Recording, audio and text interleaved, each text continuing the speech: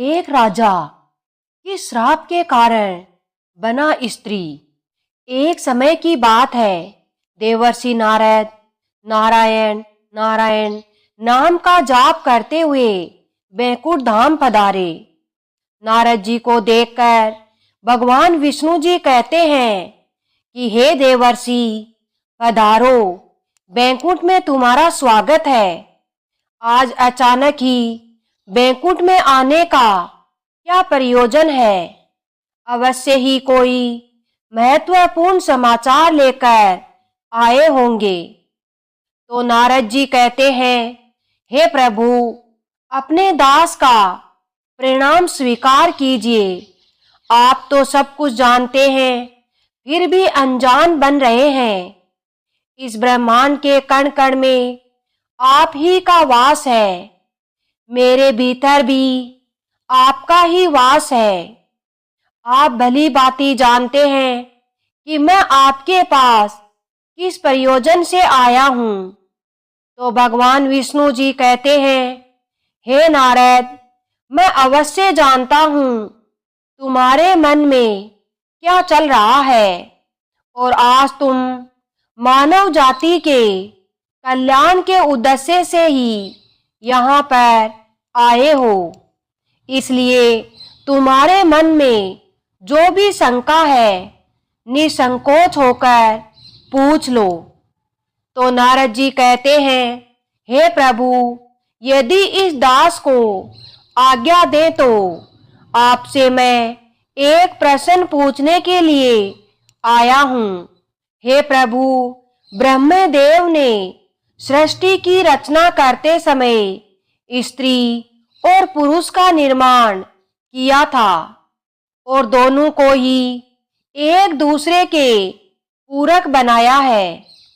किंतु हे प्रभु, इंद्रों की उत्पत्ति कैसे हुई, जो ना पूर्ण रूप से पुरुष है और ना ही स्त्री है? तो भगवान विष्णु जी कहते हैं, हे देवर्षि, आज तुमने उचित ही प्रश्न किया है। तुम्हारे इस प्रश्न का उत्तर महाराज सुद्युमन की कथा में छिपा हुआ है। तो देवर्षि नारद कहते हैं, हे प्रभु, महाराज सुद्युमन कौन थे और उन्हें किस कारण से स्त्री का शरीर प्राप्त हुआ था? कृपया आप मुझे महाराज सुद्युमन के बारे में विस्तार से बताइए। तो भगवान विष्णु जी कहते हैं कि हे देवर्षि, आज मैं तुम्हें महाराज सुद्युमन की कथा सुनाता हूँ। इस कथा के माध्यम से तुम्हें तुम्हारे सभी प्रश्नों के उत्तर मिल जाएंगे। इसलिए तुम इस कथा को ध्यान से पूरा जरूर सुनना, और जो भी इस कथा को पूरा सुनता है उसके पापों का नाश होता है। तो देवर्षि नारद कहते हैं, हे प्रभु, मैं इस कथा को पूरा अवश्य सुनूंगा। कृपया आप वह कथा मुझसे कहिए। फिर भगवान विष्णु जी नारद जी को महाराज सुद्युमन की कथा सुनाने लगते हैं। हे नारद, पूर्व काल की बात है। पृथ्वी लोक पर महाराज सुद्युमन नाम के एक राजा राज्य किया करते थे। वे बड़े ही पराक्रमी, धर्मपरायण, सत्य धर्म का पालन करने वाले सूरवीर और जितेंद्रिय थे। उन्होंने अपने कर्मों से कुल का गौरव बढ़ाया था। महाराज सुद्युमन दानशूर और विद्वान थे।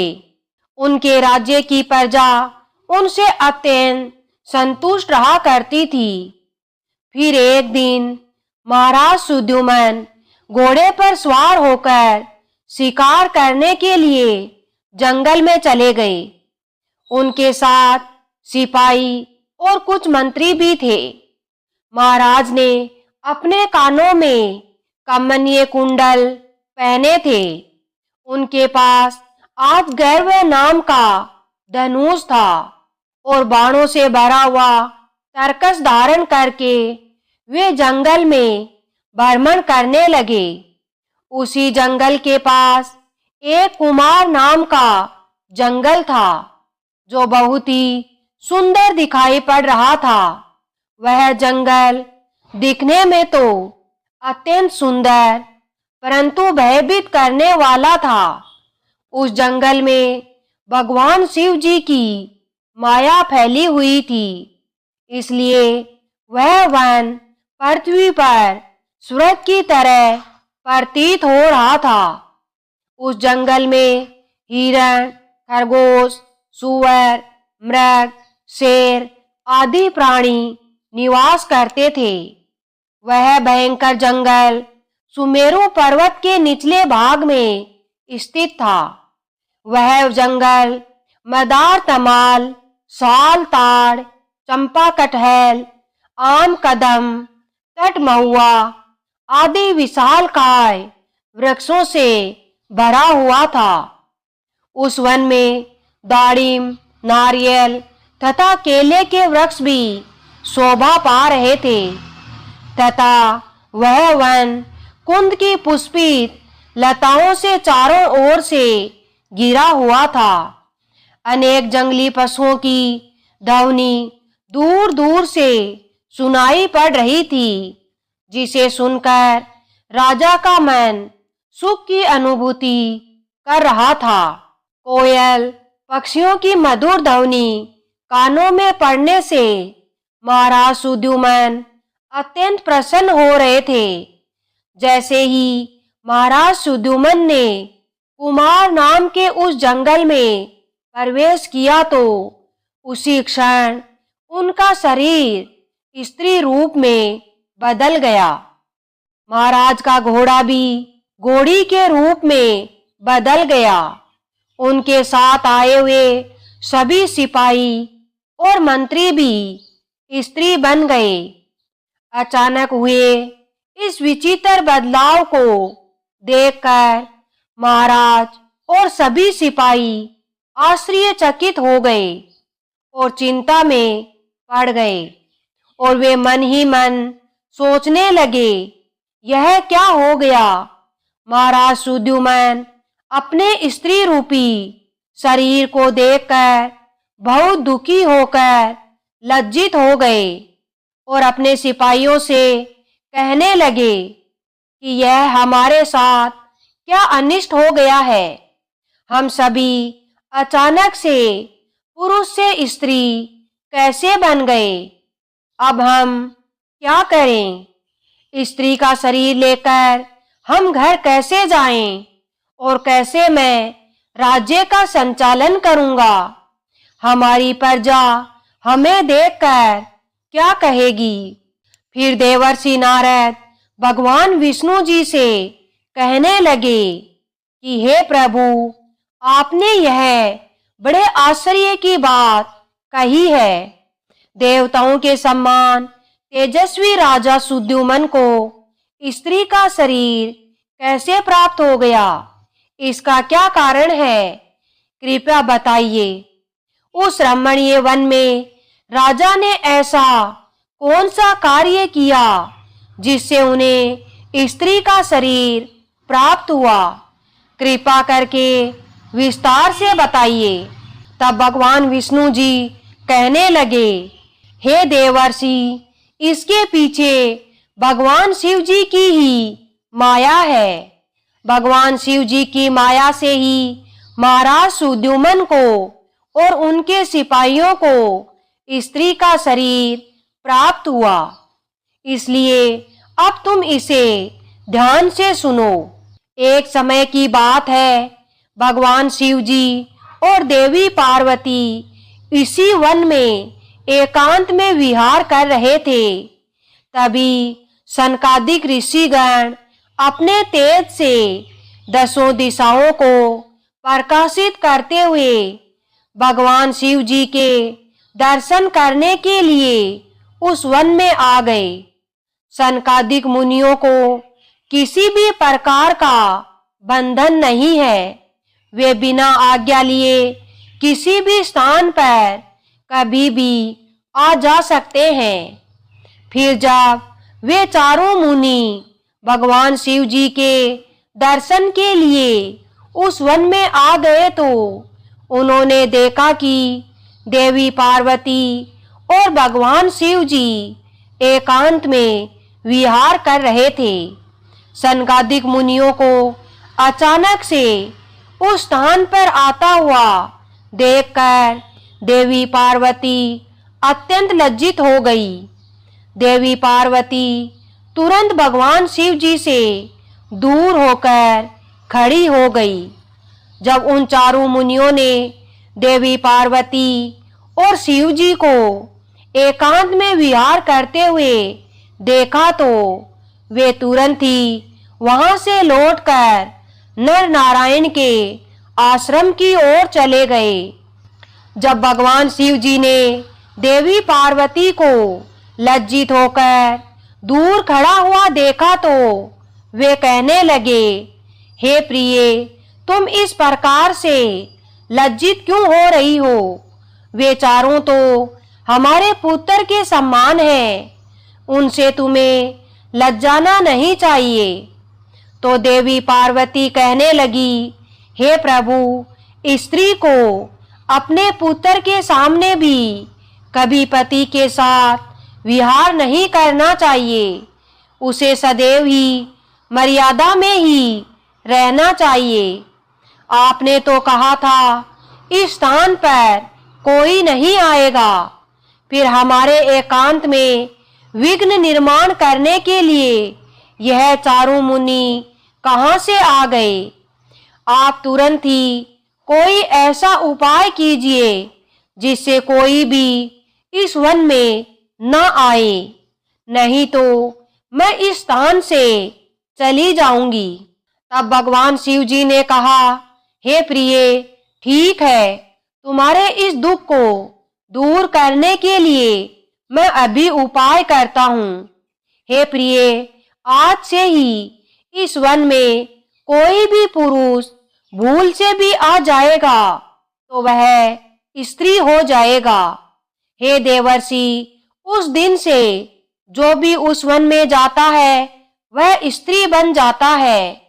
जो लोग यह जानते हैं कि उस वन में शिव जी की माया फैली हुई है, वे भूल से भी उस वन में नहीं जाते।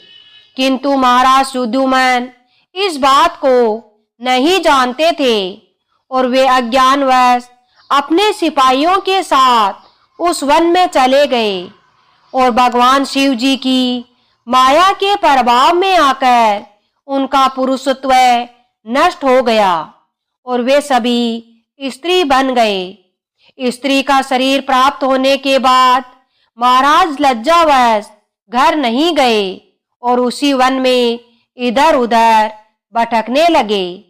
स्त्रीत्व प्राप्त होने के कारण उनका नाम इला पड़ गया। इस प्रकार से महाराज सुद्युमन इला के रूप में वन में अपनी सखियों के साथ इधर उधर भटकने लगे। फिर एक दिन वे सभी वन में सुंदर जलाशय के पास खेल रहे थे कि उसी समय चंद्रमा के पुत्र बुध उसी स्थान से गुजर रहे थे। अनेक स्त्रियों के साथ भ्रमण करती हुई उस युवती इला को देखकर चंद्रमा के पुत्र बुध उस पर मोहित हो गए। उस इला के सुंदर तथा मनमोहक रूप को देखकर बुध जी मंत्रमुग्ध हो गए और उसी क्षण उनके मन में उस इला को पाने की इच्छा प्रकट हो गई। जब इला ने भी बुध जी का सुंदर रूप देखा तो वे भी बुध जी पर मोहित हो गई और उन्हें अपना पति बनाने के लिए व्याकुल हो उठी। इस प्रकार से इला और बुध दोनों ने एक दूसरे को देखकर अपना प्रेम प्रकट किया। परस्पर अनुराग के कारण उन दोनों ने विवाह कर लिया और कुछ दिनों में उन दोनों के बीच संभोग हुआ। फिर बुद्ध ने इला के गर्भ से एक संतान को उत्पन्न किया जिसका नाम पुररवा रखा गया, जो आगे चलकर चक्रवर्ती सम्राट हुआ। पुत्र को जन्म देने के बाद भी वह इला उसी वन में रहने लगी। फिर एक दिन इला अपने पहले के पुरुष रूप को याद करके चिंता करने लगी। तभी उसने मुनि श्रेष्ठ वशिष्ठ जी का स्मरण किया। इला के द्वारा स्मरण करते ही मुनिवर वशिष्ठ जी उस स्थान पर प्रकट हुए। मुनि वशिष्ठ जी इला से कहने लगे कि हे देवी, आप किस कारण से दुखी है? यदि कोई गोपनीय बात ना हो तो तुम मुझे तुम्हारे दुख का कारण बताओ। तब वह इला वशिष्ठ जी से कहने लगी, हे मुनिवर, इस वन में आने से पहले मैं एक पुरुष थी। मेरा नाम सुद्युमन था, किंतु इस वन में आते ही मेरा शरीर स्त्री का बन गया है। ऐसा किस कारण से हुआ? कृपया मुझे बताइए।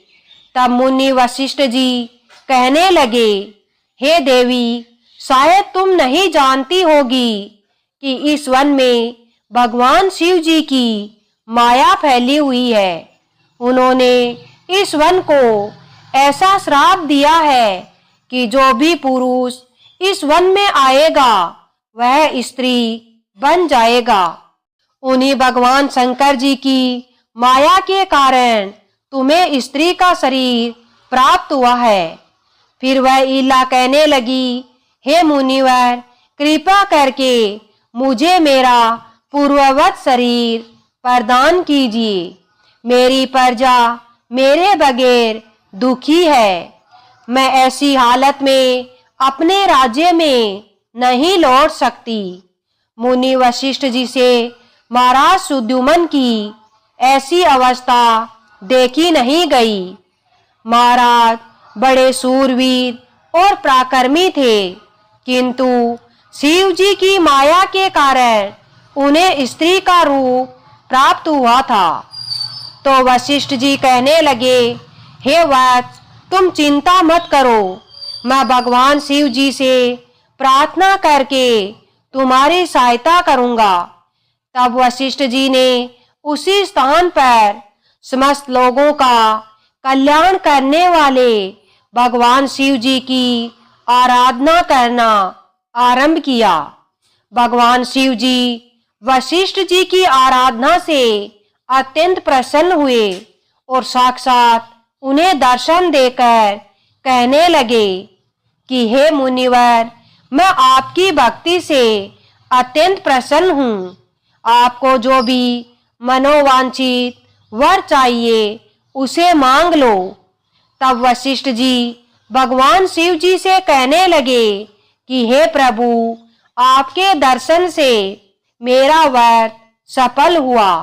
हे भोलेनाथ, मेरी बस यही कामना है कि आप मेरे शिष्य महाराज सुद्युमन को पुनः पुरुष बना दीजिए। तो फिर शिव जी ने कहा, हे मुनिवर, मेरी ही माया के कारण सुद्युमन को स्त्री का शरीर प्राप्त हुआ है, इसलिए मैं ही इसे पुरुष का शरीर प्रदान करता हूँ। किंतु राजा सुद्युमन 1 मास के लिए पुरुष बने रहेंगे और 1 मास के लिए वे स्त्री बने रहेंगे। ना कहकर भगवान शिव जी उस स्थान से अंतर्ध्यान हो गए। इस प्रकार से वशिष्ठ जी की कृपा से और भगवान शिव जी के आशीर्वाद से महाराज सुद्युमन को 1 मास के लिए पुरुष का शरीर प्राप्त हुआ और वे अपने राज्य में लौट गए और सुखपूर्वक राज्य करने लगे। जब महाराज पुरुष के रूप में होते तो वे अपने नगर में जाकर राज्य किया करते थे, और जब वे 1 मास के लिए स्त्री के रूप में होते तो वे वन में आकर ही रहने लगते थे। महाराज के ऐसे विचित्र व्यवहार से उनकी प्रजा त्रस्त हो गई और वे पहले की तरह महाराज सुद्युम्न का सम्मान भी नहीं करने लगी। इधर महाराज के स्त्री रूप में रहते हुए बुध से उन्हें जो पुत्र प्राप्त हुआ था, जिसका नाम पुररवा था, वह जवान हो गया। तब भगवान सुद्युम्न ने उसे अपना राज्य सौंप दिया और वे सदा के लिए वन में रहने के लिए चले गए। वन में जाकर महाराज सुद्युम्न अपने स्त्री शरीर इला के रूप में तपस्या करने लगे। फिर उन्होंने देवर्षि नारद से नवकार मंत्र की दीक्षा ली और देवी पार्वती की उपासना करने लगे। अनेक वर्षों तक उस वन में रहकर उन्होंने उस मंत्र का जाप किया और देवी को प्रसन्न कर लिया। तदंतर भक्तों का उद्धार करने वाली जगत जननी भगवती पार्वती ने उन्हें साक्षात दर्शन दिया। उस समय देवी सिंह पर आरूढ़ होकर उनके सामने खड़ी हो गई। देवी को अपने सामने खड़ा हुआ देखकर इला ने उन्हें प्रणाम किया और उनकी स्तुति करने लगी। हे जगत जननी, मैं आपके चरण कमल की वंदना कर रही हूँ। कृपा करके मुझे इस शरीर से मुक्ति प्रदान कीजिए। तब पार्वती देवी ने उस पर प्रसन्न होकर कहा, हे इला, आज तुम्हें इस स्त्री शरीर से मुक्ति मिल जाएगी और तुम परम पद को प्राप्त कर लोगी। देवी पार्वती के इतना कहते ही इला ने अपने शरीर का त्याग किया और परम पद को प्राप्त कर लिया। महाराज सुद्युम्न के परम धाम को जाने पर महाराज पुररवा राज्य करने लगे। हे देवर्षि, अब सुनो किन्नरों की उत्पत्ति का रहस्य। महाराज सुद्युम्न अपने सिपाहियों के साथ उस वन में आए थे। उनके जो सिपाही थे वे सभी किन्नर बनकर सुमेरु पर्वत के पास जाकर निवास करने लगे। उन्हीं से किन्नर प्रजाति की उत्पत्ति हुई।